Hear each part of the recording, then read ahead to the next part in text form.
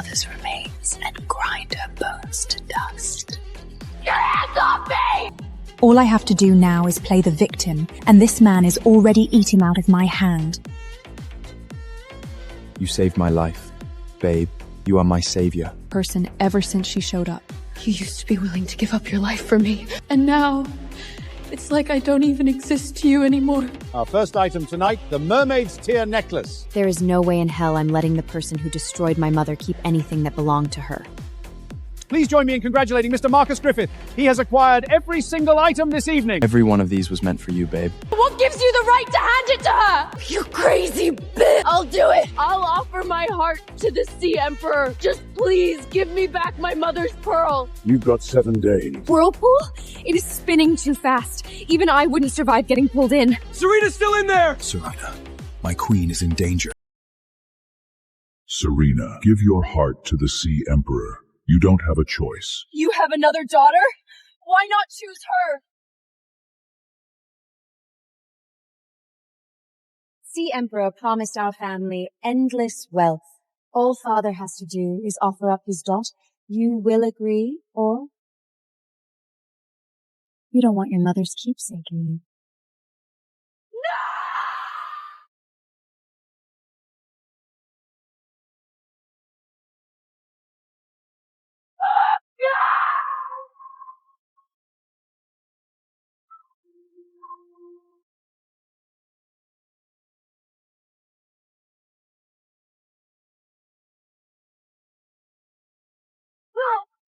Give it to me!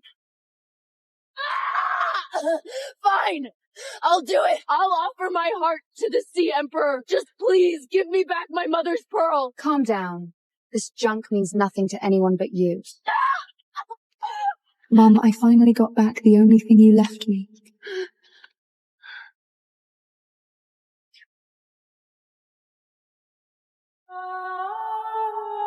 Keep your promise. Give me 7 days. I will return to sacrifice myself in 7 days. If not, we'll burn together, and you won't get a single coin! 7 days? Why? Because I will not stand by and watch my beloved die. Kyan, I need you to get that diamond from the Queen's crown today, no matter what it costs. That diamond's been bid up to 200 million. I'm not sure we I don't care what it costs. It shall be a gift for my beloved. She deserves only the best in the world. That's none of your business! Go ahead, kill me right now! Then the only daughter you'll have left to sacrifice is your precious little girl. In your dream! Damned, troublesome. Just like your stupid mother. Shut your mouth! You drained my mother dry, drove her to grave, and now you want to do the same to me? You don't even deserve to say her name, you piece of shit! You've got 7 days. If I don't see you back here when the time's up, what happens to you will only be far worse than that to your mother.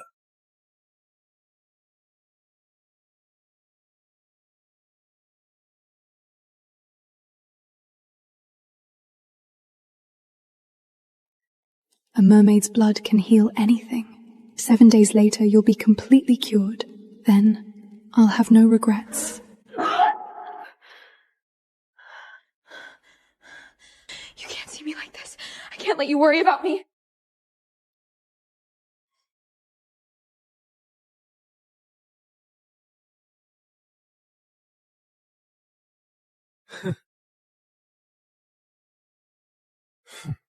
That's so disgusting. Boss, don't you think you're being a little harsh on Miss Serena? She's been bullying Bianca, and she's even managed to pretend to be the woman who pulled me out of that water. She brought this on herself. Marcus! Oh, thank God you're awake. What else? Hey, babe. What are you doing here? I was so worried about Serena. I wanted to come check on her. She's been treating you like that, and you still come all the way here for her. She's still my little sister, and she lost her mom when she was so young. You saved my life. Babe, you are my savior. I will never let her hurt you again. Not once. I was there.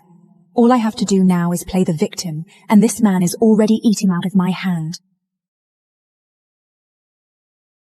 You saved me.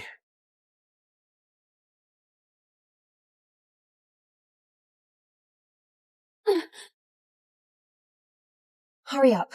Mr. Griffith asked us to deliver these gifts at once. Miss Bianca will soon become Mrs. Griffith.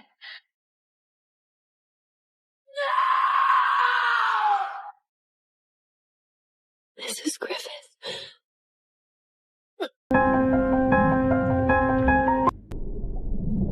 My queen is crying.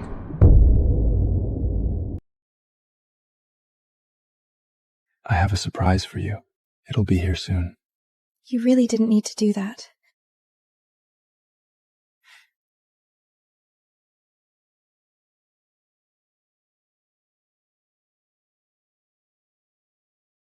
Serena, what are you doing here? Why are you with her? She's just... Serena! I'm so worried about you. So I came to Marcus first. Please don't blame him. Dad sent me to keep an eye on you.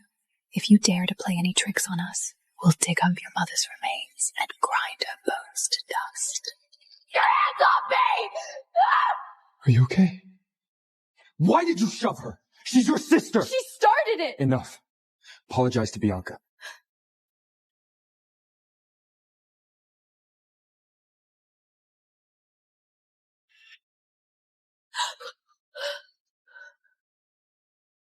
No way! When will you stop this nonsense? Kyan! Yes, sir. Lock her up. You're seriously gonna throw me in there? For her? Do it. Now. It's like she doesn't love me at all anymore.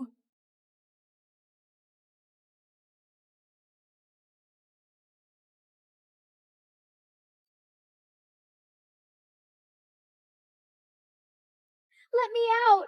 Papa, let me out!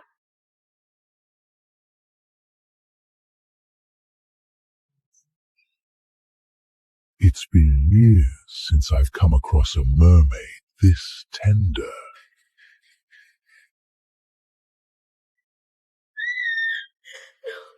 Please, don't. Let me out!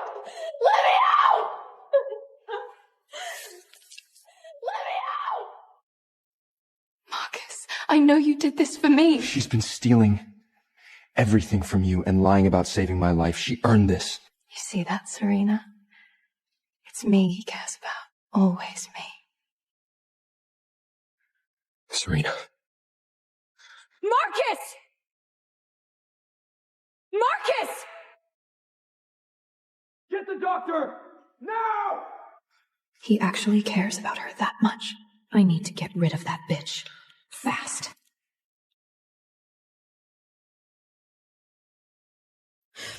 The doctor said you passed out from claustrophobia. Why didn't you ever tell me? Would you have cared? Last night, that was on me. I was scared you'd do something rash. I didn't want your father punishing you for it. Your mother's heirloom is coming up at auction tomorrow. Come with me, let's bring it home together. It's made of my mother's blood, sweat, and tears. I can't let it fall into someone else's hands. Did you know that? Marcus Griffith is showing up someone special. Apparently she's the one who saved his life. He's been hunting down rare treasures from around the world just for her. God, some people have all the luck. Mr. Griffith arrived!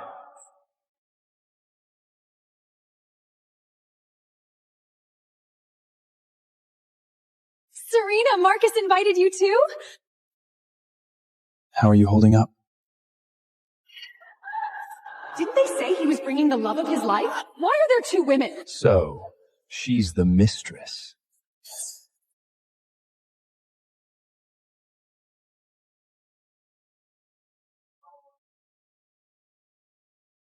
I'm not! Our first item tonight, the Mermaid's Tear Necklace. Formed from a mermaid's tears, carrying all her life and heart, extraordinary and one of a kind.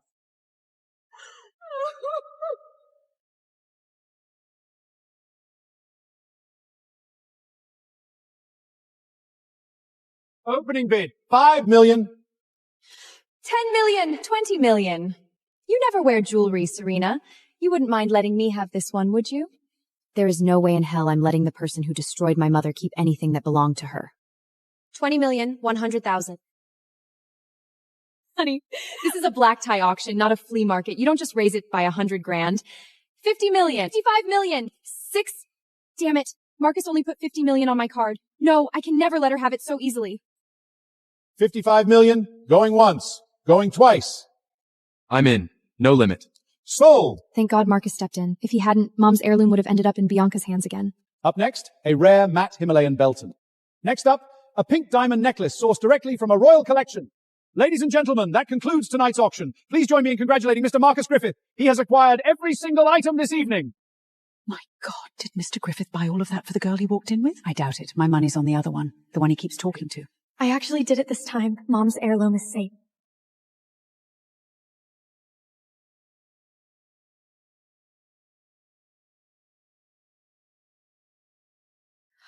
All of this is for me? Honey, I don't deserve something this fancy. You should really give these to Serena. Every one of these was meant for you, babe. You deserve nothing less.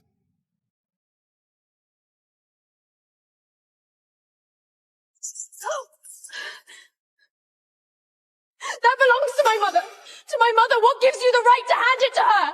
You owe her. You were here tonight just to apologize to her. That is never going to happen. She's a nobody! An illegitimate child who crawled out of nowhere! She has no right to anything that belonged to my mother! That's enough!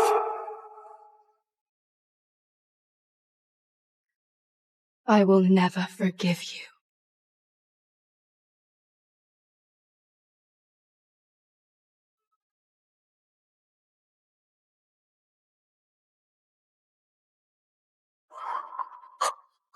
You crazy bitch! Stop it!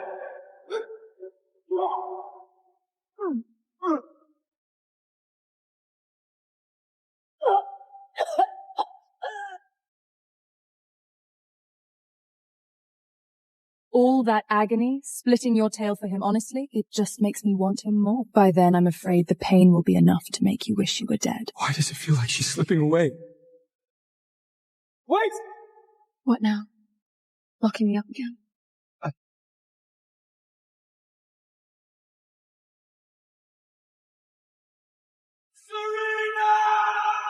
Marcus, you've put me through hell.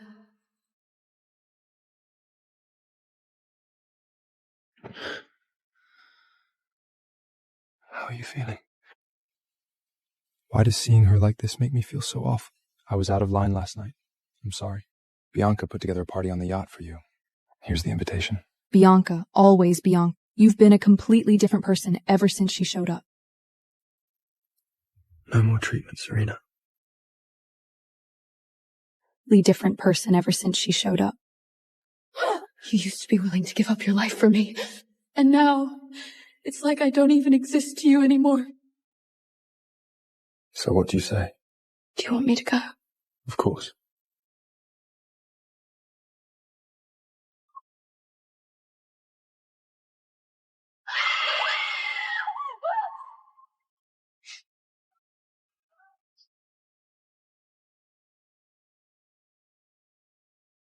I'm so sorry about that, Serena. Marcus handed this party over to me, and I forgot you don't like Why this. are you apologizing to her? She's been clinging to my cousin like a leech. Scare her off for good.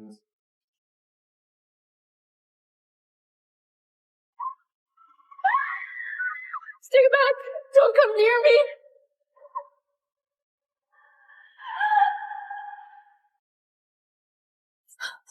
Since when did you pull stunts like this? Marcus, this is on me. I forgot Serena's scared of the dark. Not your fault. Stop acting out. The yacht is going down! Everyone to the lifeboat, Bianca! We need to go. Now. Whirlpool? It is spinning too fast. Even I wouldn't survive getting pulled in. Serena's still in there! She's a mermaid! Even if she falls in, she'll survive! The whirlpool is expanding! If we don't leave now, none of us make it out! Are you really going to let everyone die for her? Go.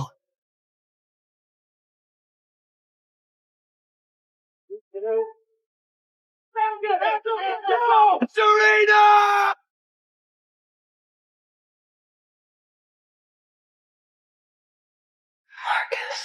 Is this what you wanted?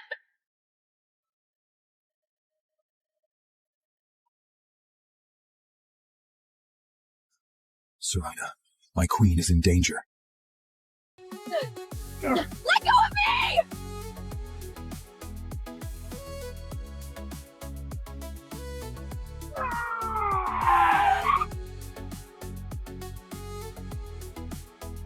You fucking delivery boy! You got a death wish?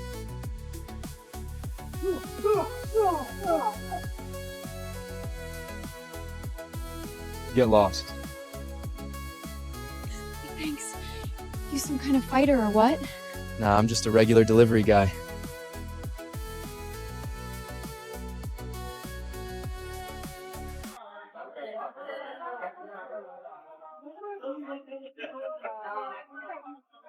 Who the hell orders takeout to a huge casino like this?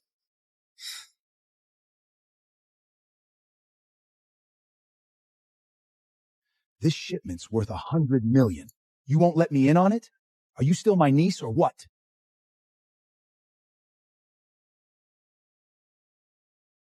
The Soprano family only does legitimate business. Even if you're my uncle, no exceptions. And I refuse to end up like my father, betrayed and dying a miserable death overseas. Your father's death was just an accident. Oh, yeah? But I heard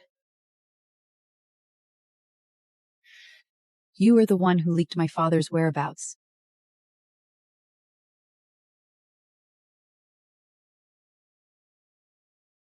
So what? You're just a little girl with dead parents and a cheap gun. Hi, here's your feed. Sorry, I got the wrong address. I didn't see anything. Get him!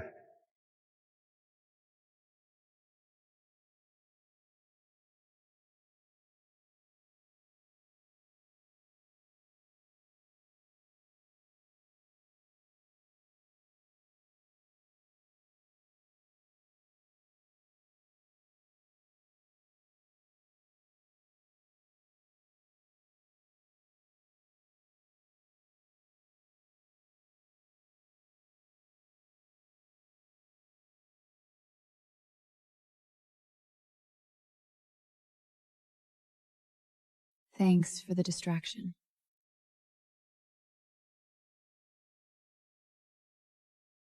Watch out!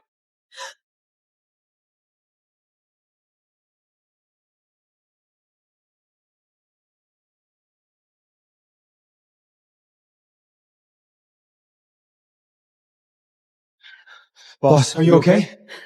Get him to the hospital, now!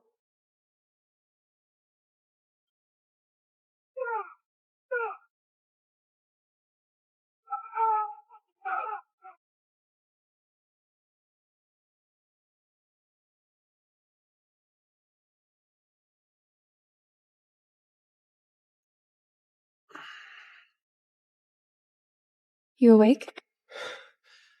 Are you hurt? How dare you touch my boss? You're dead!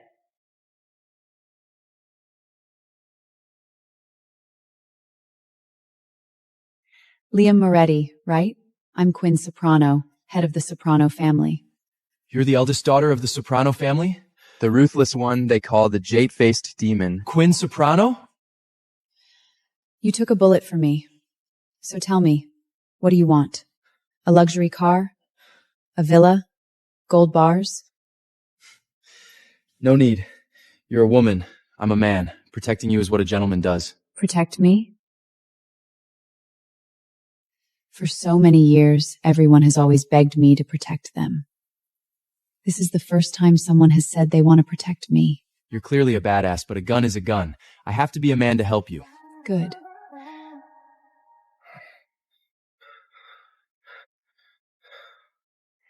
Starting today, you're my man.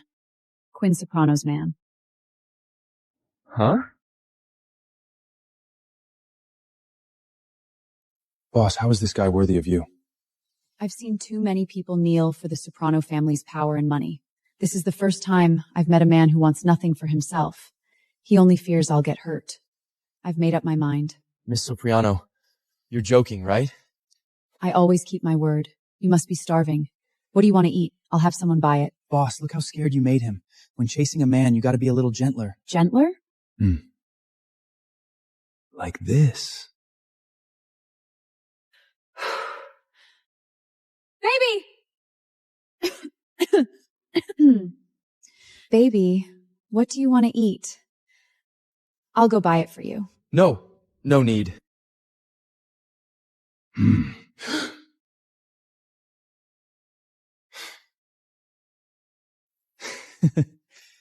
I'll eat. I'm actually really hungry right now. Good. Wait for me, future soprano-in-law.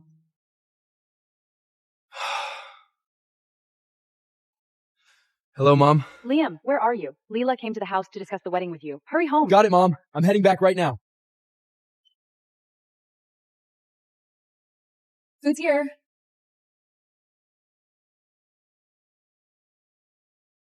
Where is he?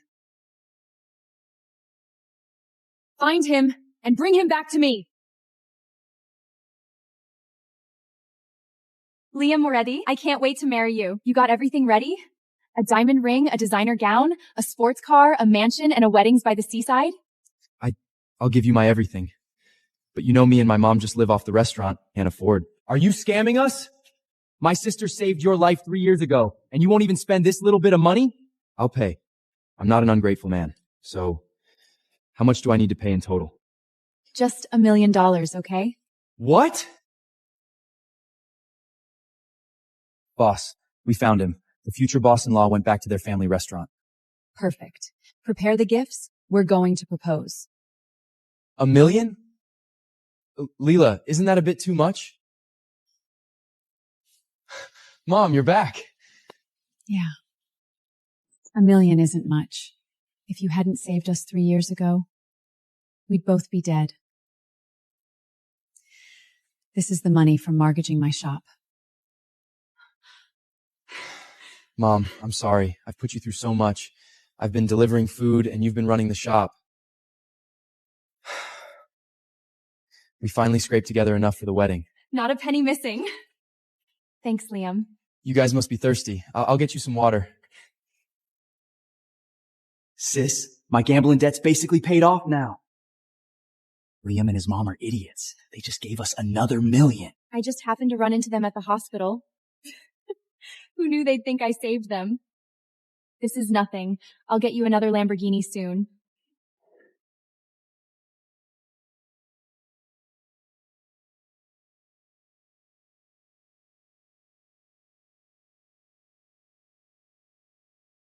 Boss, we're here.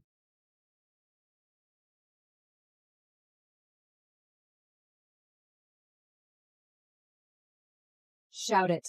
Liam Moretti! I love you! Liam Moretti! Marry me!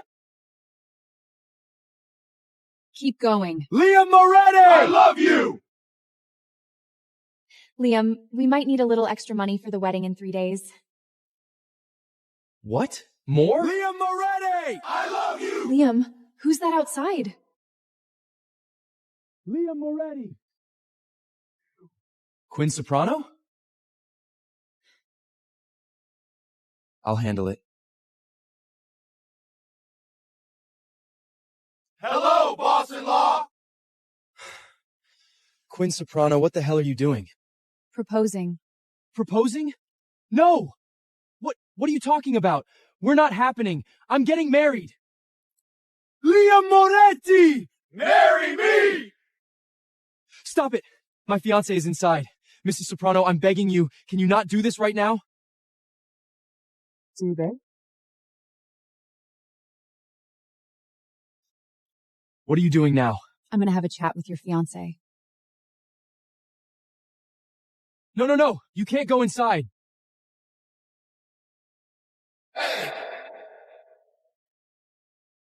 Liam, what's going on? Hello, ma'am. I'm Quinn Soprano from the Soprano family. I'm here to take Liam Moretti to get married. The Soprano family?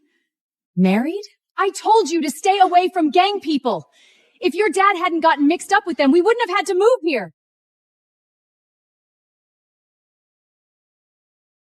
Miss Soprano, right? You heard my future mother-in-law. Get the hell out of here. You're telling me to get out? Wait, your face.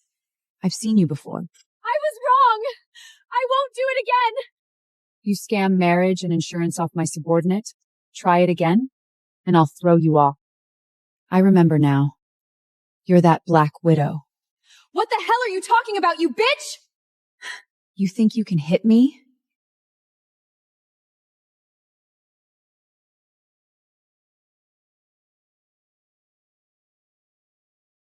You bitch! You dare hit my sister? I'll kill you!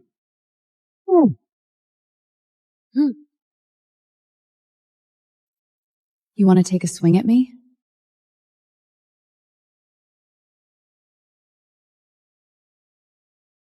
Cutting you scammer siblings up today would be doing the world a favor! Quinn Soprano, don't lose your mind. Boss, remember, be gentle.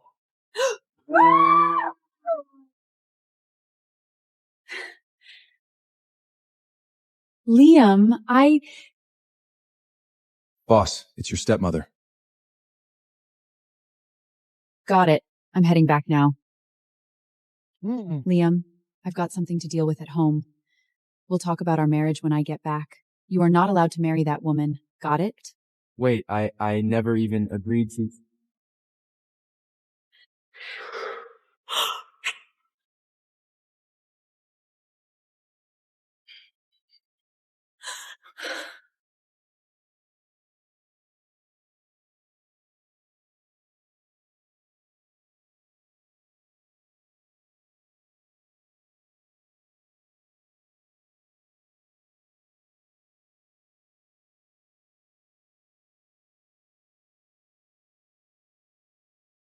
What is it? Tristan just back. He came to see you. Quinn, long time no see. Save it. I heard you've got your eye on some delivery guy. Liam Moretti, that true?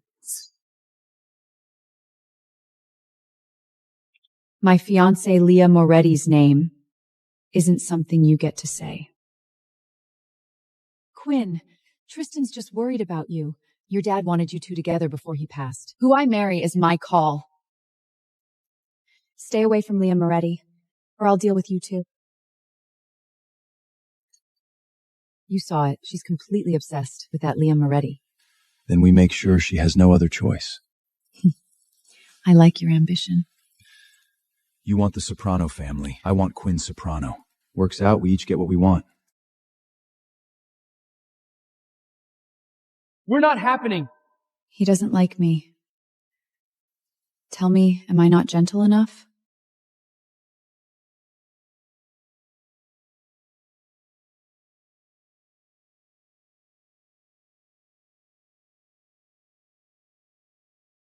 Boss, we've set up a gentle training for you. You can handle a Gatling? No way you can't learn to be gentle.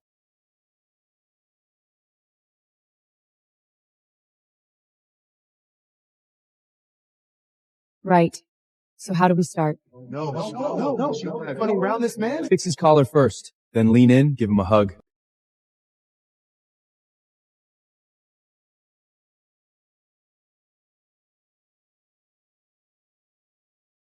Mistake.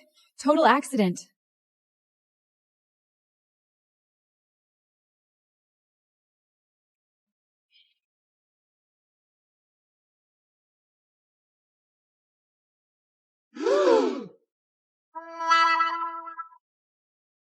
Sis, good thing.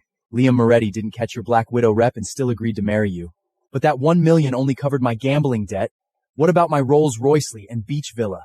Relax. I'll squeeze some more out of him at the wedding.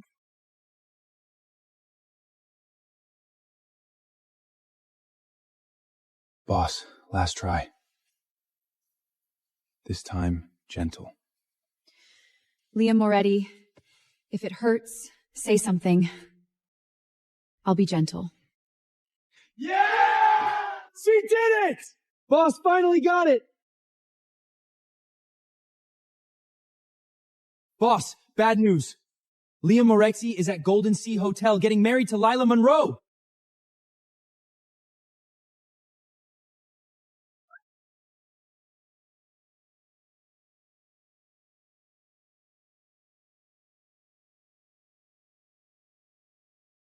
Let's go.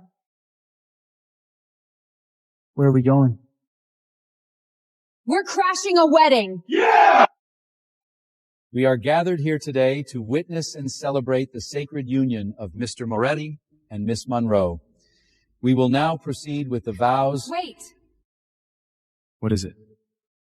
Liam, I've thought it through. I'll marry you. But you need to pay deposit for the new apartment right now. Otherwise, how can I feel secure marrying you? Leela, now? You're not trying to marry my sister for free, are you? With all these witnesses here, no money, no wedding. Leela, let's finish the ceremony first. We'll settle the money after. Save it! Mom! I'm fine. Liam, the wedding comes first. Leah Monroe, are you marrying me? Or is your whole family trying to bleed me dry? Liam Moretti, what's that supposed to mean? From planning this wedding to standing here now, all you talk about is money. You've pushed my mom this far, and you still want more? So what? You're just a delivery guy. You should be grateful my sister's even marrying you. I'm not doing this. Not doing this? With all these people here? You walk out now, by tomorrow everyone will know you're a broke loser who can't afford a wife. Who else would even want you? He says no one wants him. Quinn Soprano of the Soprano family. Here to take my man back. Before the marking ceremony, Alpha Leo Stonewell stormed into my fitting room. Our marking ceremony had been planned for 6 months, and tomorrow I was going to become his one and only Luna. Don't move. Your dress isn't on properly. Alpha Leo Stonewell lifted a hand to adjust my ceremonial gown, but the next second, the words that came out of his mouth sent a chill down my spine. Layla, let Lilith wear this dress instead. Don't show up at our marking ceremony on the night of the full moon. She'll take your place then. I looked up immediately. Have you lost your mind? He sighed softly as if to suggest I was being unreasonable. Lilith is just an omega in the pack. I can't bear to let her stay with me without a rightful title. Tomorrow, I'll officially mark her during the ceremony. The northern wind sliced across my face. It felt bitterly cold, but it could hardly compare to the freezing ache in my chest. We're supposed to become mates tomorrow. If you're going to remark her, then what did the past 10 years between us even mean? Leo frowned. Impatience crept into his voice. Your wolf spirit has been dormant all this time. To the other werewolves in the pack, you're no different from an omega. Layla, don't worry. Even if I mark her, I'll still take care of you for the rest of your life. Let her have this marking ceremony. Lilith is young and beautiful. She can't handle being raunched. My face slowly drained of color. If this alpha thought I wasn't as young or beautiful as Lilith Lambert, then I didn't want him as my mate either. Leo Stonewell acted as if nothing had happened. He gently brushed my hair back over my shoulder. His words felt colder than the blizzard outside. Young sheepwolves who just come of age are the most insecure. Lilith is stubborn. Without a title, she refuses to stay with me. Yesterday, she stripped naked and cuddled up in my arms. I couldn't resist. I slept with her, so you'll just have to make a sacrifice. It felt like something was stuck in my throat. I couldn't get any words out. I stood there and stared at him. He smiled. There was a look of satisfaction in his eyes. It happened right there in the fitting room where you tried on the ceremonial gown. She's very delicate. Just a gentle touch and she started squealing. I followed his gaze to the fitting room behind him. It hurt to see a she-wolf's lace underwear there. My stomach churned violently. I clenched the hem of my dress and clenched my jaw hard so I wouldn't cry. Leo placed his hands on my pale face and frowned slightly. Why are you crying? I only slept with her. I haven't marked her yet. After tomorrow's ceremony, I'll still make time for you. Be good. After I mark her tomorrow, you're not allowed to cry or make a scene. There was even tenderness in his eyes. It was as if he hadn't just admitted to sleeping with another she-wolf. I looked at him and felt nothing but disgust. When this relationship of 10 years came to an end, even the pain turned numb. Leo sighed helplessly. I know this hurts you, but Lilith is sensitive. If I made you Luna, she'd cry. She's simple. All she wants is a title. I chased her for 6 months. Since I slept with her, I should take responsibility. You've always been understanding. You'll understand this too, right? He chased her for 6 months. Our marking ceremony had also been planned for 6 months. No wonder he'd become colder and more distant during that time. He had fallen in love with another she-wolf. I clenched my cold fists and closed my eyes. If you've already chosen her, let's end this here. He froze for 2 seconds before chuckling. What's with the tantrum? Layla, you ruined your body saving me. Outside the pack, would any other werewolf want a she-wolf with a dormant wolf spirit? I stared at him. It felt as if my heart was falling to pieces.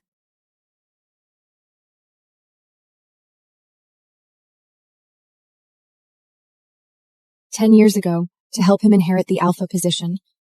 I endured rotting meat and slept in snow caves with him. During the hardest days, he'd been poisoned with wolfbane by rogue wolves. Every full moon, he lost control. I gave him the moonstone I'd worn since puppyhood and stayed by his side through one full moon after another. He once kneeled in the snow, kissed my hand, and swore an oath to me. Layla, I'll make you the most respected Luna in the pack. If I ever betray you, may the moon goddess tear my wolf apart. Back then, I believed him. But now, for an Omega he'd only known 6 months, he had destroyed everything with his own hands. I couldn't understand it. He had once loved me so deeply. How could he fall in love with another she-wolf? Leo's phone suddenly rang. Before, he always claimed it was patrol warriors reporting updates. Since I trusted him so completely, I had never questioned it. But now I realized just how foolish I've been. He didn't answer right away. He simply looked at me calmly. Enough. Stop making a fuss. We've been together for 10 years. Are you really willing to throw that away? After saying that, he pushed the door open and left. Go back to the man and yourself. I'm picking up Lilith. Think things through. The door slammed shut. Through the glass, I watched his car speed away. Tears streamed down my face controllably. Much later, I wiped my tears away and slowly closed my eyes. I walked home through the blizzard. The moment I pushed open the front door, intimate moans and gasps echoed from the master bedroom. Lilith, tell me you love me. Leo, I love you. Not so Do you hard. like it? I do. I love it, Alpha. Mark me already. I want to be your Luna. I stood frozen in place. My face gradually turned pale. The heating inside the house was running full blast, but I felt colder than I did outside in the blizzard. 30 minutes later, Leo came downstairs with the petite she-wolf wrapped in his arms. The second Lilith Merritt saw me sitting on the couch. Her eyes welled with tears as if she'd been deeply wronged. Why is she here? Didn't you say this place would belong to me now? Alpha, were you lying to me? You still can't let her go. I told you I'd never be some secret lover. If she stays, I'm leaving right now. Leo immediately pulled her into his arms and soothed her gently. What nonsense are you thinking? Of course this will be your home. She's only back to pack up her things. He then looked at me. His calm tune made it sound like he was speaking to a maid. Layla, the abandoned cabin near the border is vacant. Move there for a while. My mind went blank. 3 years ago, when we built this house together piece by piece, he held me at the doorway of the master bedroom and said with tears in his eye that this would someday be a home for us and our pups. Now, he wanted to send me to a rundown cabin with holes in the walls. Layla, my mate is upset. Leo looked at me. His voice turned colder. Don't make me repeat myself. I clenched my fists tightly and said haughtily, I understand. Leo stared at my scrawny figure. Something flickered briefly in his eyes. He suddenly stepped forward and grabbed my wrist. His tone softened a little. All right. Don't be upset. The pack has a celebration banquet this afternoon. Come with me then. I was about to refuse, but he spoke first. Lilith's never attended something like that. Stay by her side and introduce her to everyone. After all, she'll be the future Luna. The night before our wedding, my mother needed a $50,000 emergency deposit for surgery. I took the bill, my fingers trembling slightly, simply silent while she shook her head and sighed softly. I went to my fiancé, Major Adrian Hayes. Adrian, my mom needs surgery tonight. So they were right, you came after me just for money. He paid the deposit, but something between us broke that night. After that, every time I asked him for help, he sent me $100.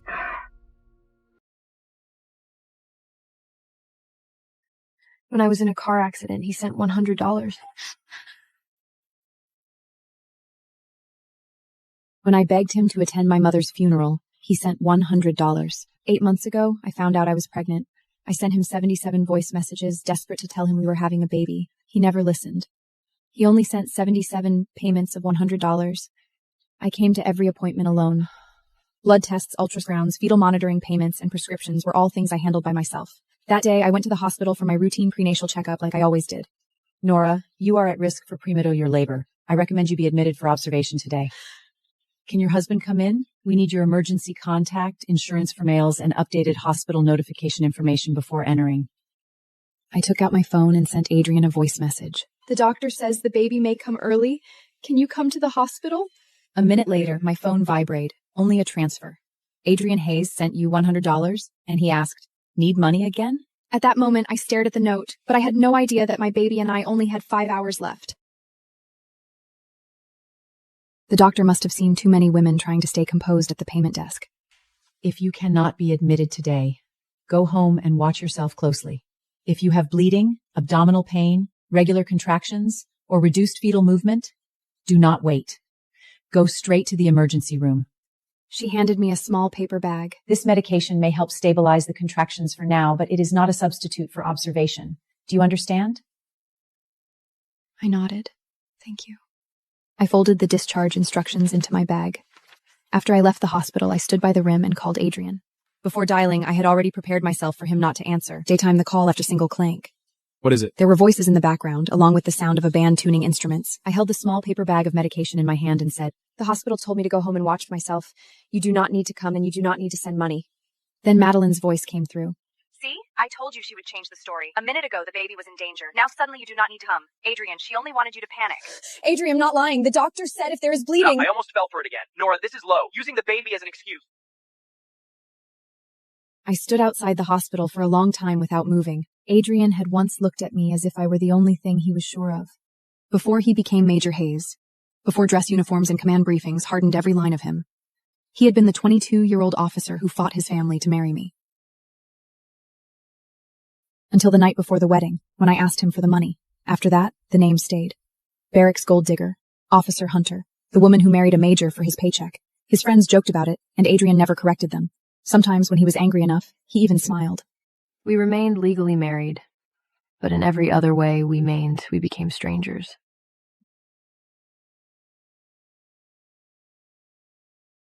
By the time I returned to base housing, the sky had gone dark. The old photo of us was still on the dining table.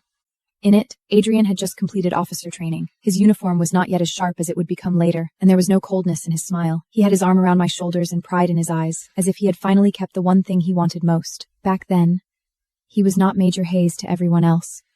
He was only Adrian. I turned the photo face down on the table. Outside the window, cars passed somewhere beyond the base housing road. One by one, lights came on across the neighborhood, as if everyone else had somewhere to return to. That evening, I had just changed into my pajamas and was about to lie down when Adrian called. Family Readalness reception. Tonight. You're coming. I don't feel well. The doctor told me to stay home and watch myself, not attend an event. You were discharged, weren't you? Command has asked more than once why my wife never shows up to family readiness events. Do not make me answer questions about you tonight. Sign in, stand there for 20 minutes, then go home. The call ended. I sat on the edge of the bed for a long time, Bagurnine, before changing into a loose coat and taking a cab to the reception.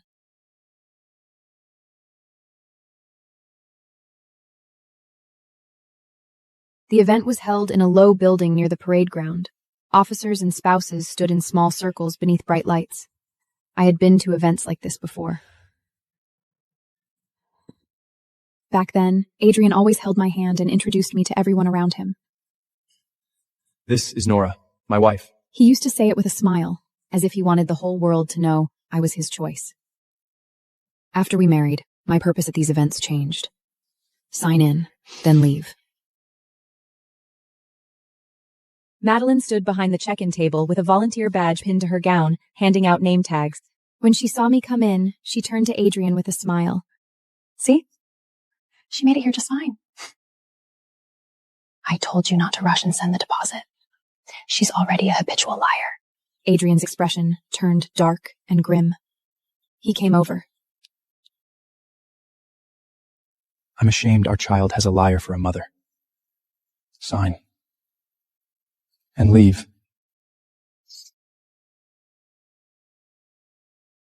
I wanted to explain something, but looking at his cold face, it seemed like nothing I said would matter anymore. I took it. Madeline looked at my belly, her voice gentle enough to sound like concern. Noah, $3,800 doesn't really sound like an admission deposit. It sounds more like a number you made up. Next time you use the baby to ask for money, at least check with the hospital first so you don't get caught. Someone nearby laughed. The baby isn't even born yet, and she's already turned him into a payment plan. Girls with no family money learn paperwork fast. My palm was slip with cold sweat around the pen. Adrian's expression darkened. Finish signing and leave. I don't want the whole base knowing my wife curses her own child just to get money from me. The words went in like a needle. Tears fell. I signed the last line, put down the pen, and turned to walk out. Every step felt like walking on broken glass. A dull ache, as if something inside me had torn open. I clutched my stomach, and the next second, warmth spread between my legs. Dark red sucked through my clothes. Everyone around was frozen in shock. The banquet guests cried out, "It's blood! What is that? It's blood!" 2 hours left. Silas! This stray mutt is trying to steal your goods! Who's got a death wish? Let's see who the hell is messing with me!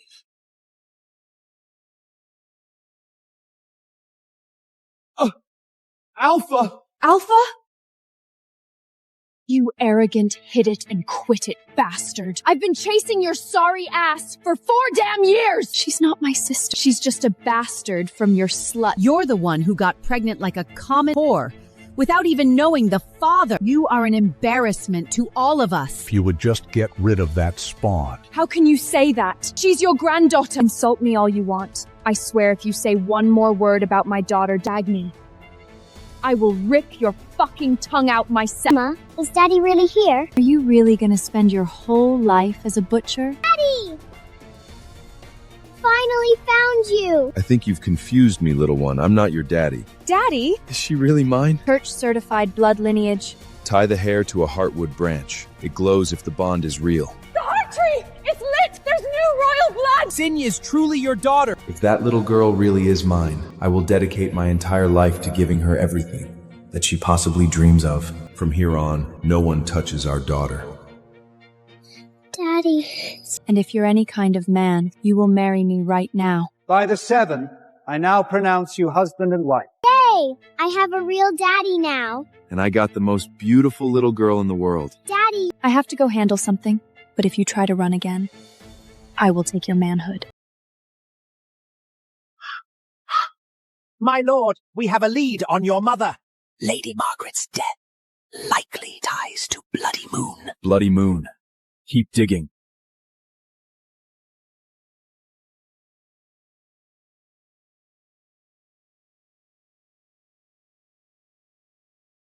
Stop running! Don't get up! You're not getting away! Catch you.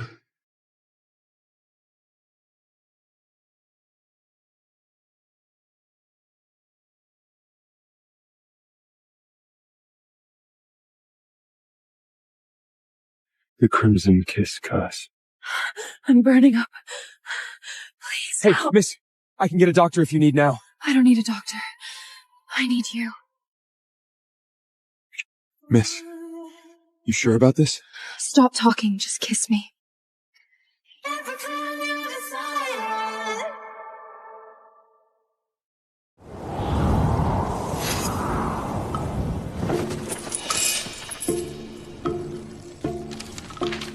Consider the gold payment for services rendered.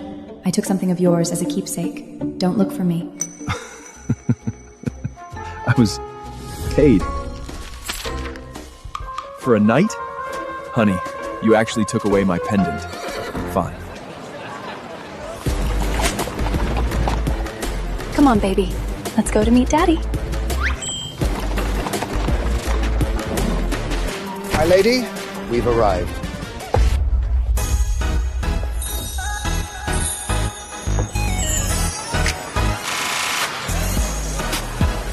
Mama, is Daddy really here?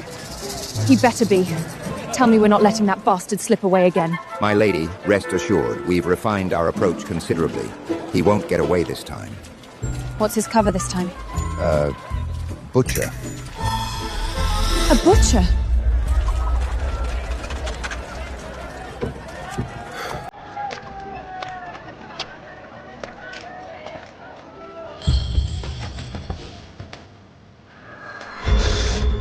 Hiding won't help.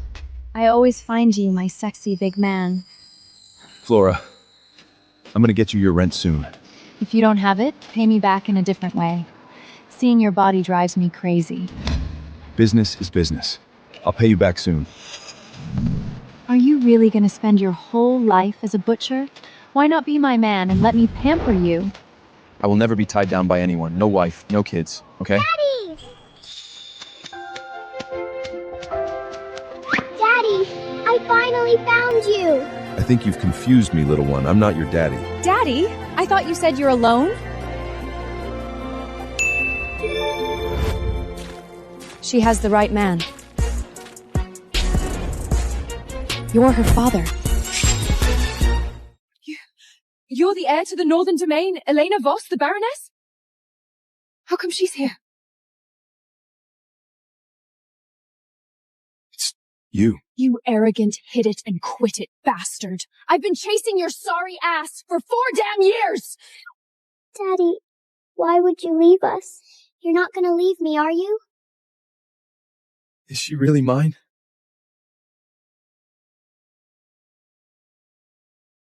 Church-certified blood lineage. Why didn't you come find me sooner? How dare you ask that? Where exactly was I supposed to find you sooner? So she's the one who's been tracking me all these years. I thought it was those bloody moon bastards. I didn't think that one time to If be. you remember correctly, it was 3 times. Back to back. To back. Damn, she doesn't mess around. And if you're any kind of man, you will marry me right now. What? What? I'm sorry, is marrying me somehow a burden? Am I too ugly for you? No, of course not. Look how beautiful you are. I would love to be your dad. Daddy, Senior wants to have a daddy. I'm not exactly the type to be a father. Shut up and get in the carriage. We're getting married.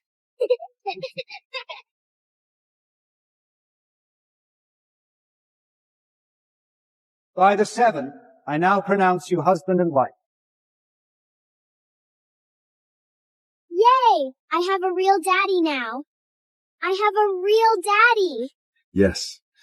And I got the most beautiful little girl in the world. Daddy, you're so handsome. I love you so much. Now that Senia finally has her father, I can focus on cleaning up the mess at my domain. My lady, a messenger has arrived with urgent news. I have to go handle something, but if you try to run again, I will take your manhood. Copy that loud and clear. Daddy, can you put your rune in so I can call you whenever I miss you? Of course, baby.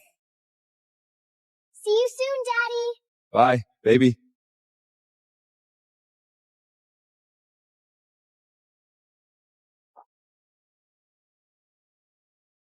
That's him. Don't let him move. Hail, Dragon Lord! My lord, I apologize. Your location was compromised. I failed you. Whatever you decide, I'll accept it. I got a job for you. Elena Voss, current lord of the Northern Domain. Woman? Lord, why do you want to look into her? Find out if her daughter is mine. What? Is she playing you, my lord? Stormvale, you keep on fucking talking, and I'm gonna cut your tongue out myself. Yes, my lord. My apologies. Tie the hair to a heartwood branch. It glows if the bond is real. Go now! Let's move out. Let's move out! If that little girl really is mine, I will dedicate my entire life to giving her everything that she possibly dreams of. Your father is furious. Please be careful.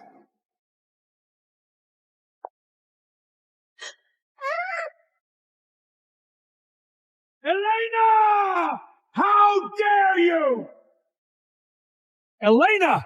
Look at this month's ledger! The domain's finance has always been under your command. What exactly does that have to do with me? Still making excuses? You got branded a cursed omen, tanked the Harwick deal, and now the North is paying for it. All roads lead back to you, sister. And your little bastard daughter. Shut your fucking mouth! Senia's not a bastard. She's got 2 parents that love her. Oh my God! Father, are you hearing this? I say one thing, and she bites my head off. How dare you talk to your sister like that? You're the one who got pregnant like a common whore without even knowing the father. You are an embarrassment to all of us. Harwick family said he might take you back if you would just get rid of that spawn. How can you say that? She's your granddaughter. Not to me! She's some fatherless accident who belongs in an orphanage. I do have a daddy, I do! A daddy, huh? Where's he been for the last 4 years? Do you know what people say about your mummy? They say that she's a stupid whore who can't keep her legs closed. And you are nothing but a worthless accident who should have never been born. Oh! Insult me all you want. I swear if you say one more word about my daughter Dagny, I will rip your fucking tongue out myself. How dare you touch your sister? Now apologize to her, or I will beat you to a pulp in front of your rotten. She's not my sister. She's just a bastard from your slut that you cheated on Mom with. You see, darling? She has absolutely no respect for you and this family. Now, apologize. No! She has asthma! She'll die in there! Better that way. Daddy, please, save me and Mama. It's glowing. God, it actually glowed. Your Majesty! The heart tree! It's lit! There's new royal blood! My lord, the heart tree just lit up. Sinya is truly your daughter, your own blood. Daddy, can you put your rune in so I can call you whenever I miss you? Of course, baby. Elena, from here on, no one touches our daughter. Daddy, save me and Mama. Daddy, help. Sinya, what happened? Sinya, where are you? Daddy, help. Sinya, Sinya, Sinya. Help. Find everything there is on Lady Margaret, now.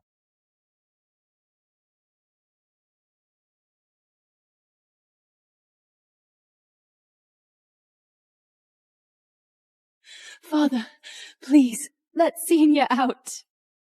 She's not breathing right. She could die. Who's begging now? Didn't you just slap me a minute ago?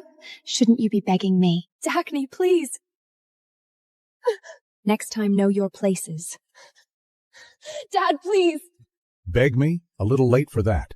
If you'd listened to me and ended the pregnancy, none of this would be happening. Father, I was wrong. I apologize. Please, give Sinya back to me. First, answer me this. In this domain, what is the punishment for defying your elders? Flogging. 10 strokes. Fine. Then you know what comes next. Straighten up. I accept the punishment. Just let her go.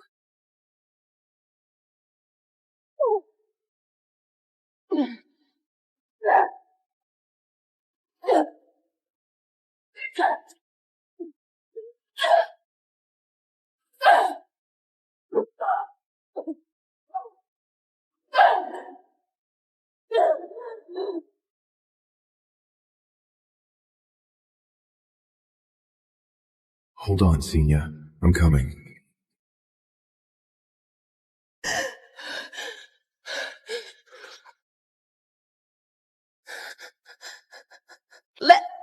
Let Sinya out.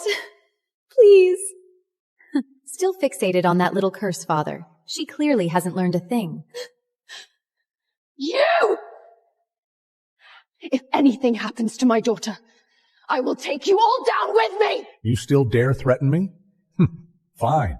Then just toss that little bastard out of your life. And maybe, just maybe, I'll let her live. Never.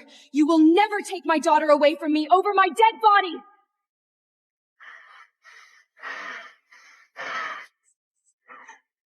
Sinya, can you hear me? Sinya? Sinya! Please save me! Mommy's here. I'm getting you out!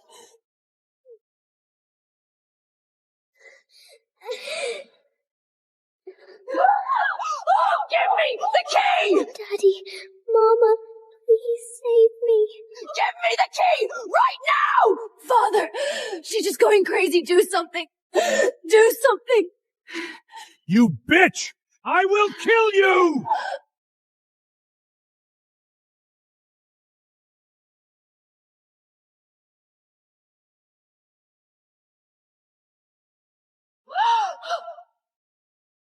Where is my daughter?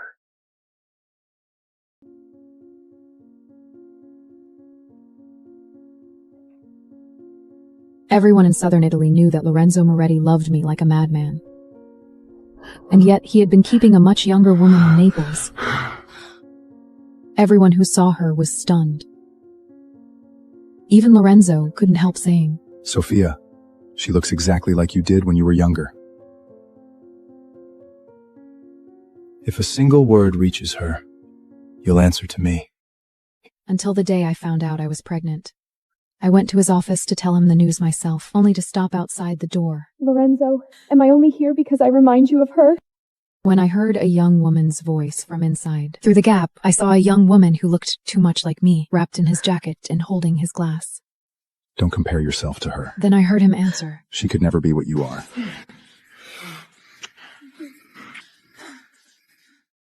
I turned and walked away, without making a sound. That night, I called my mother. I've made up my mind. She was silent for a moment. I want a fire. Something no one survives. By the time it's over, Sophia Moretti needs to be dead to the world. My mother went quiet for a second. Then I heard something like relief in her voice. Sophia, you've finally decided. I'll have your father start on the papers tonight. It should take about 10 days. Wait for my call. I went home. Lorenzo was already sitting in the living room. You're late. There was a tension in his face I did not see often. Where were you? I lifted the pharmacy bag in my hand. Nowhere special. My stomach was bothering me, so I went to a clinic. They ran a few tests and gave me some medicine.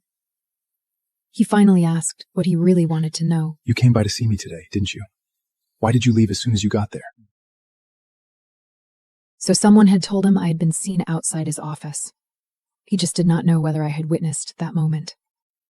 You look so serious tonight, Lorenzo. Only when you're around. By the time it's over, Sophia Moretti needs to be dead.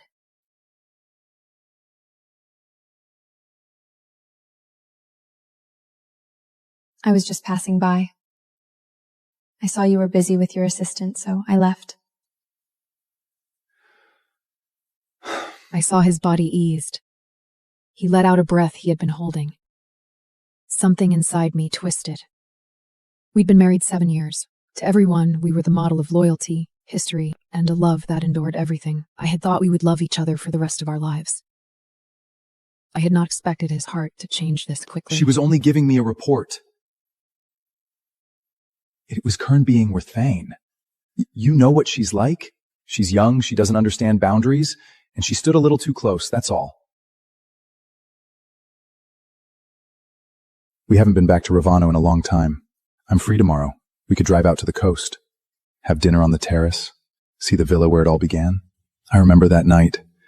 The way the moon hit the water. At the mention of it, his expression softened. We had met at a summer party hosted by one of the old families on the Amalfi coast. By the end of the night, he had stolen me away from the crowd and kissed me on a moonlit terrace above the water. Come with me. Where are you taking me? Just look at you. After that, there had never really been anyone else for either of us. To us, and this perfect night. Always. Every year, on our anniversary, we went back to that same cliffside villa, as if returning to the place where we fell in love could keep the feeling untouched.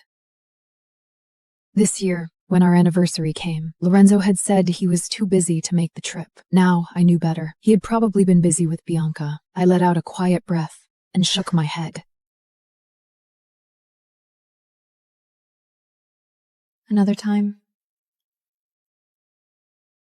my doctor told me to stay home and rest for a few days. I could let him wound me. I could not let him come any closer to the life I was carrying. I turned slightly and avoided the touch without making it obvious. His hand stilled. Sophia, I feel like you're not happy. A pause. Is it because Bianca was standing too close to me while she was reporting? She's barely out of her teens. You're not really going to hold it against a girl that young, are you? My heart gave a sharp, sudden throb once. I had been that young, too. When I looked up again, my face was calm. No. I'm not. Only then did his expression ease. That's better. There's a Cresties auction next week. Tell me what you want, and I'll bring it home for you. An hour earlier, I had seen Bianca's latest post on Instagram. First time at Christie's next week. He says the final lot already belongs to me. Under the caption was a photo of the two of them. His wedding band stood out like a wound. I looked at him and said quietly, "No need. Buy it for someone else."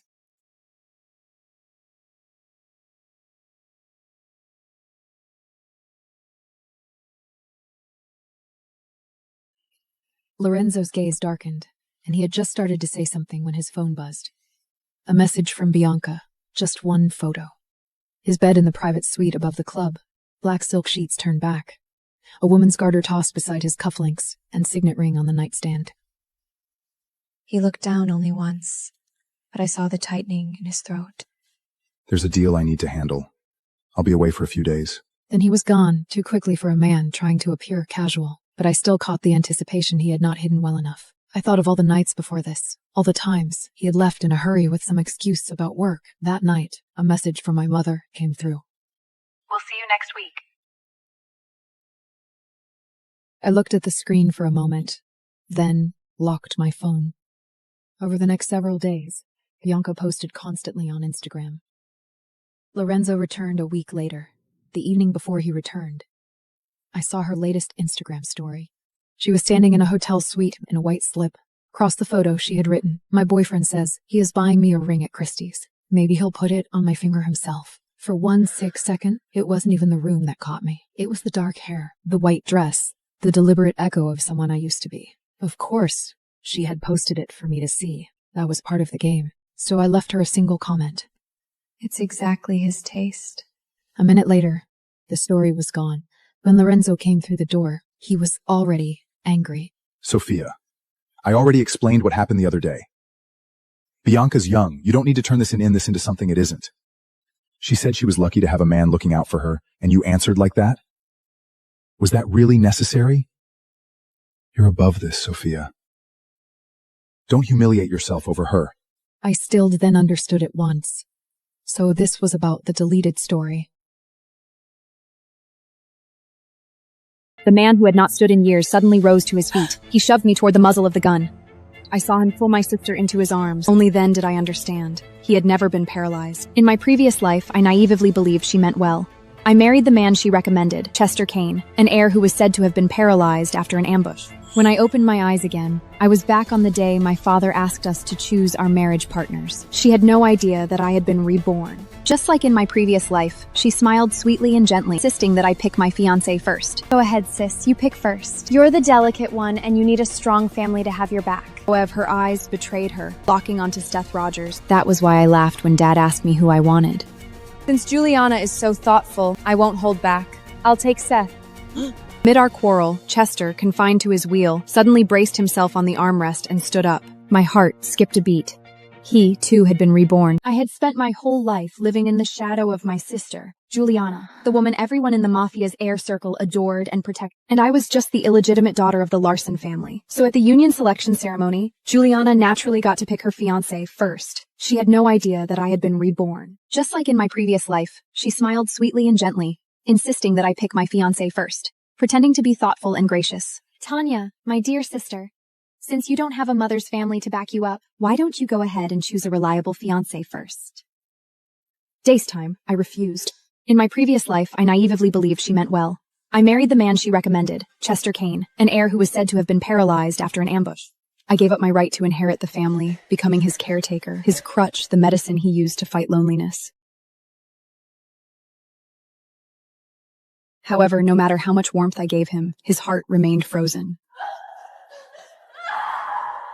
The truth only came out during my sister's pregnancy celebration, when an assassin from a rival family raised his gun towards her belly. The man who had not stood in years suddenly rose to his feet. He shoved me toward the muzzle of the gun.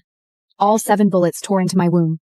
As I collapsed, I saw him pull my sister into his arms, shielding her with his own body and taking the final shot for her. Only then did I understand. He had never been paralyzed. His family had never abandoned him. He pretended to be sick because Juliana's heart belonged to another man and he refused to be tied to me. I'm sorry, Tanya. I lied to you. However, I couldn't let Juliana lose the heir she's carrying. I'll repay what I owe you in our next life. When I opened my eyes again, I was back on the day my father asked us to choose our marriage partners. This time, I chose no one, yet back then, they were the ones who begged for my love. Go ahead, sis. You pick first. You're the delicate one, and you need a strong family to have your back. Juliana Larson forced a sweet tone, playing the caring sister just like she did in her previous life. However, her eyes betrayed her, locking onto Seth Rogers, the Rogers family heir, with an affection she could not hide. The word in the mafia circles was that she and Seth had been secretly tangled up for ages.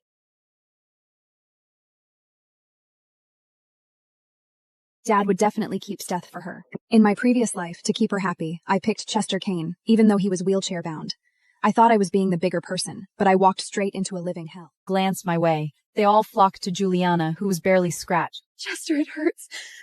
It's my fault. I shouldn't have ditched the guards just to spite Tanya. The family elders could not stop singing her praises. The sweetest girl, who, even hurt, did not blame her sister. She soaked up all the attention, while I lay dying on the cold floor. It was not until I almost bled out that she suddenly remembered me and yelled for the doctors. Save my sister!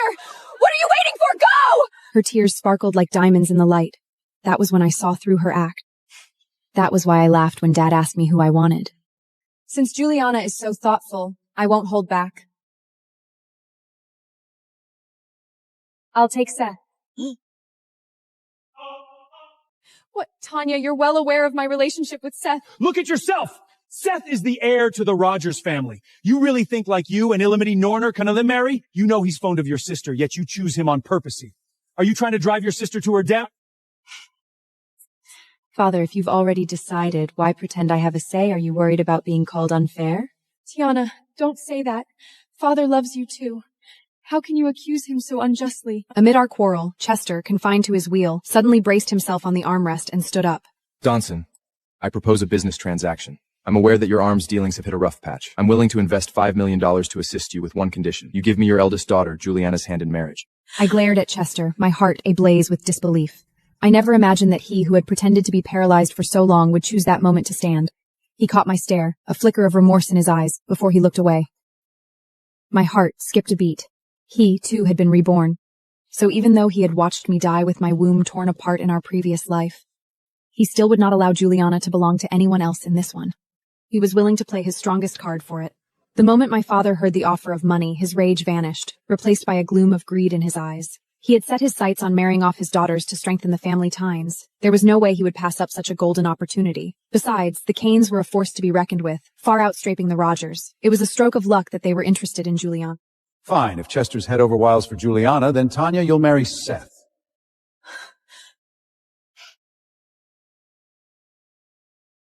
You think I'd marry you, Tanya? Come on, look in the mirror. You don't hold a candle to Juliana. Don't make a fool of yourself. What's that supposed to mean, Seth? Our families have been tight for ages. My daughter's too good for you. Are you trying to wreck everything? Forgive me, Don Lassen. However, I'm set on Juliana and no one else. Marrying Tiana, I'd rather die. Juliana turned to me, her face a mask of regret, but her lips twitched with a hidden smirk. But my dear sister, you think you've won just because men are picking you like merchandise. What I've always wanted is that position. Seth, remember my sister risked her health to save you. Even if she's not your favorite, show her some compassion. It's none of that bitch's business. It was you who saved me. You're my hero, Juliana. Watching Seth's adoring expression, I only felt disgust. He was the one who dragged me into danger, and I was the one who risked my life to buy him a chance to escape. But in his eyes, it turned out all the credit belonged to Juliana. If you hadn't stuck around playing the I saved your life card, I would have made Juliana my wife a long time ago. A smug smile crept onto Juliana's face, but she quickly hid it by snuggling into Seth's arms. In the previous life, Chester couldn't have the Juliana he deeply loved, so he could only masturbate to her photos. And in this life, watching Juliana lean into Seth's arms must be driving him mad. Since my dear sister loves Seth so much, yet can't stop mooning over Chester, maybe she'd just marry them both. Tiana, how can you say such a thing? If they both married me, who'd even look your way? No one would ever love you. Both of their love doesn't matter. What matters is whose family can help me reach that position. In that case, then I choose.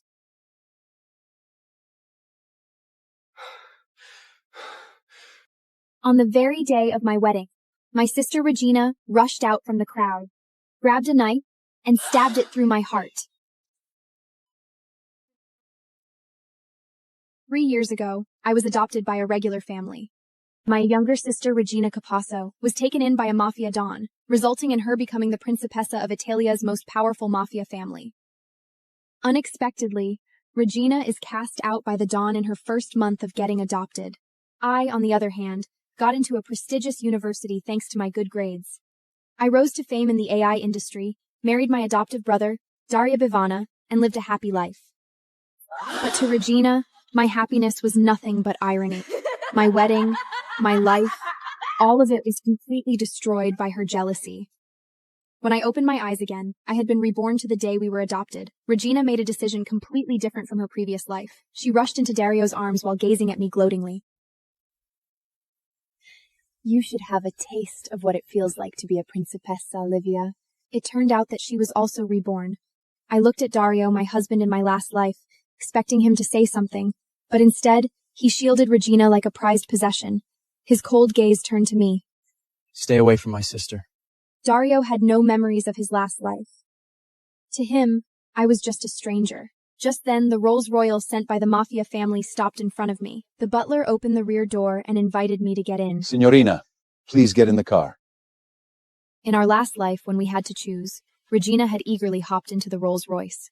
She had turned around and said to me, smiling, Livia, I'll be the principessa. You go live that poor life. I'm still too young for that kind of life.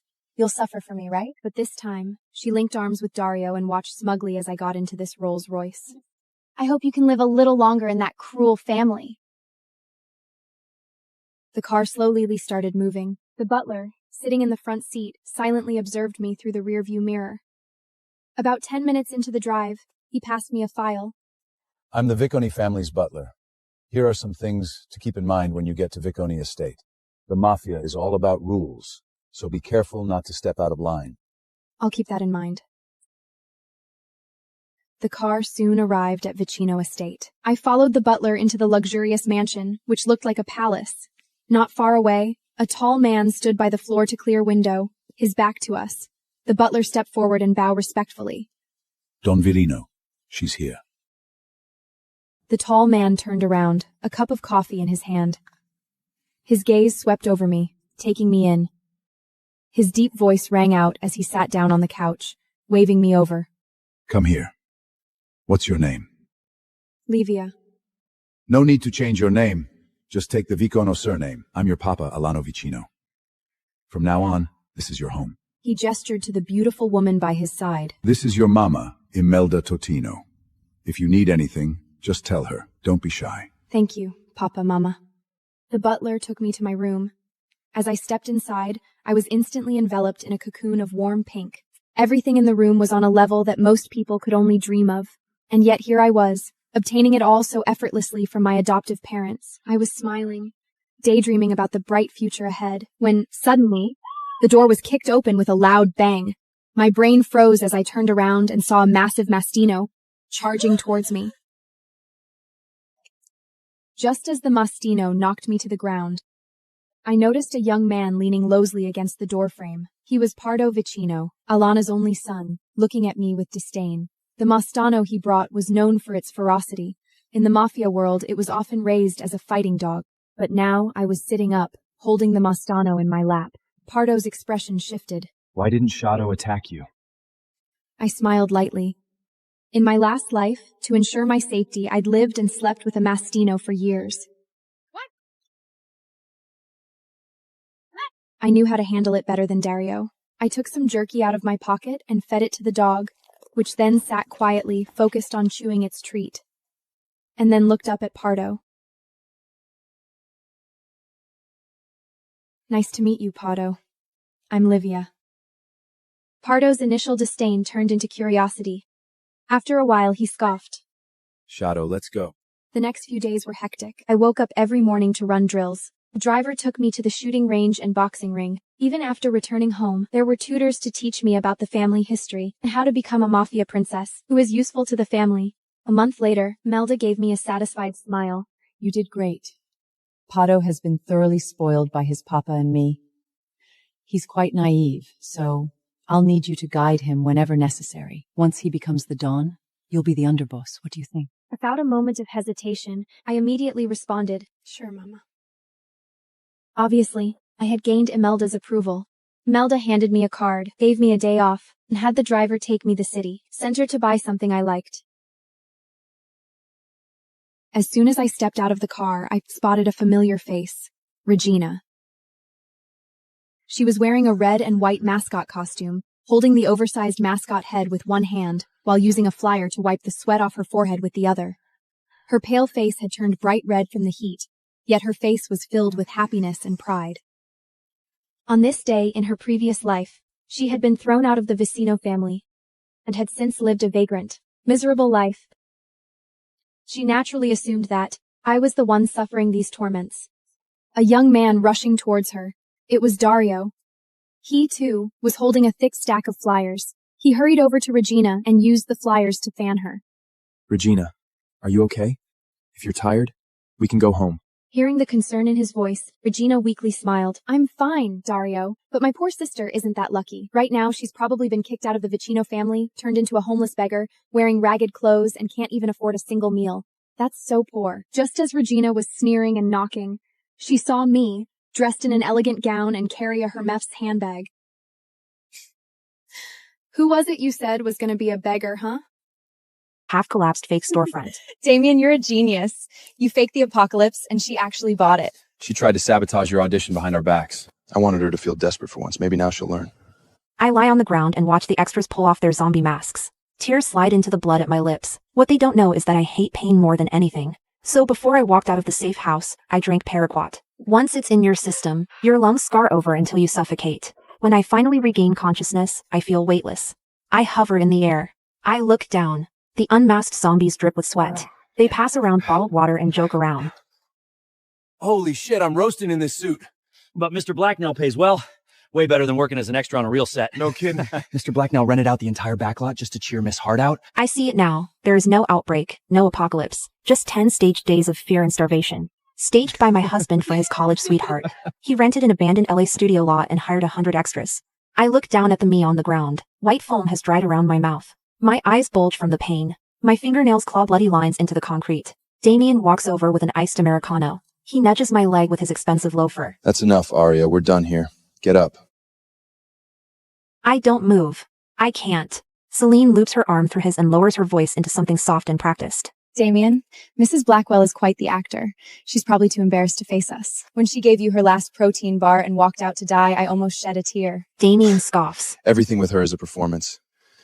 She just wants my attention. She crossed a line when she tried to ruin your audition.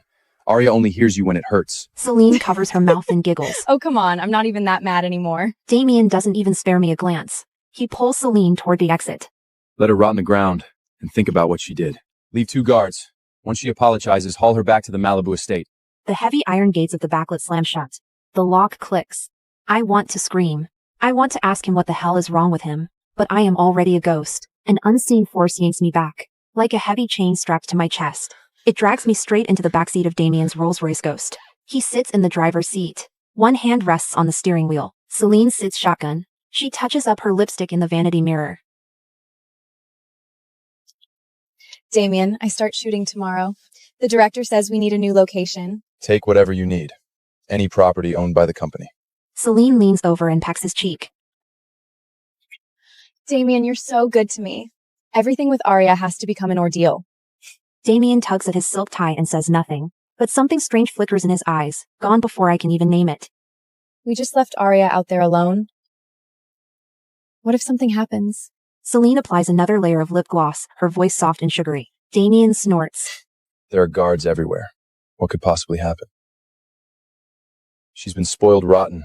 She can't handle even the smallest setback.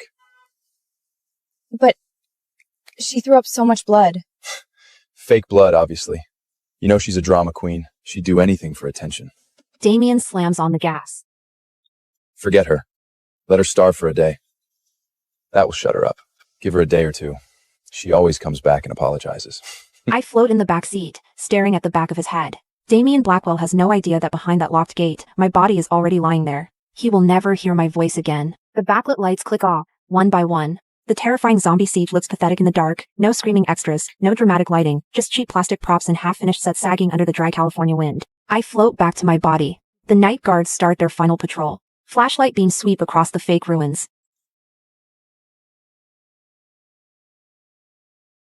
Hey, we've got someone still here. One of the guards swings his flashlight over. The beam lands on me. The other guy walks over. He kicks the sole of my shoe. Hey! Wake up! We wrapped hours ago. You can't sleep here. Get back to the lounge. I don't react. The guard crouches. He hesitates. Reaches out and presses 2 fingers against my neck. A second passes, then another.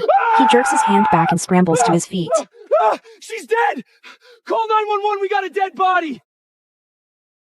The guard stumbles and sprints toward the gate. Sirens wail. Flashing red and blue lights soon wash over the fake ruins. EMTs lift me onto a stretcher. One peels back my eyelids and checks my pupils. Then he shakes his head. No vitals. She's already in rigor. The crime scene techs bag the evidence. They pry a tiny bottle from my clenched fist. A brown plastic vial. The label is half peeled off, but the EPA warning sign is still visible. Paraquat? A cop frowns and drops it into an evidence bag. Restricted use herbicide. Where the hell did she get this? Could be suicide. Runner ID. Notify the next of kin. Meanwhile, Damien pulls into his Malibu estate. His phone suddenly rings. The screen lights up. An unknown local number. Caller ID says County Sheriff's Department. He glares at the screen and hits decline. 2 seconds later, the same number rings again. He snatches the phone off the dash, tosses it into Celine's lap. Handle it. I don't have time for this. Celine nods politely. She swipes the screen and kills the call. Her eyes dart in thought. She opens his contacts, pulls up Aria, hits block without missing a beat. I hover in the back seat, watching her fingers tap the screen. Smooth, effortless, like she's been dying to do this for years. The Malibu estate. Damien just gets out of the shower, a towel wrapped around his waist. His phone buzzes. A text notification has been filtered into the spam folder. He picks it up, frowns, moves to tap it. Celine snatches it right out of his hand. Damien, go dry your hair. I got this. She unlocks the screen, scans the message. Urgent, Aria Blackwell declared deceased at 4:14 p.m. Suspected cause, paraquat poisoning, suicide. Next of kin must report to the county medical examiner's office to identify the body. Celine's hand jerks. The phone nearly slips from her hand. Aria is actually dead? She stares hard at those words. Shock flickers across her face, then disappears. By the time she looks up again, her expression is smooth, but something brighter has already taken its place. She hits delete with no hesitation. Deleted items. Trash. Aria begging for forgiveness? Nothing important. Celine tosses the phone onto the table. Just spam. Want me to dry your hair, babe? Damien steps back, dodging her touch. No, get some sleep. I'm heading to the office. Stay here for a few days. I won't be back. He stops at the door. Let me know when the location shoot is done. I'll send a crew to clean up. Otherwise, that psycho area is going to throw another fit when she comes home. I hover near the ceiling, watching the whole thing play out. I always knew Celine was pure poison. Knew it from day one. But Damien, he just gave away my home. The house I decorated with my own hands. Let another woman move right in. And called me a psycho. I reach for a breath and find nothing. The good thing about being dead? Nothing hurts anymore. Emotions are trapped behind thick glass. You see the fire burning, but you don't feel the heat. Just like that.